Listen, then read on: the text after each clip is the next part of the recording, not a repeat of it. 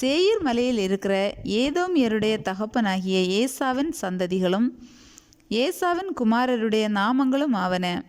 ஏசாவின் மனைவியாகிய ஆதாளுடைய குமாரனுக்கு எலிப்பாஸ் என்று பேர். ஏசாவின் மனைவியாகிய பஸ்மாத்துடைய குமாரனுக்கு ரெகுவேல் என்று பேர். எலிப்பாசின் குமாரர் தேமான், ஓமார், செப்போ, கத்தாம், கேனாஸ் என்பவர்கள்.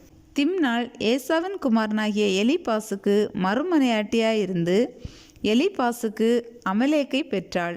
இவர்களே ஏசாவின் மனைவியாகிய ஆதாளுடைய புத்திரர்.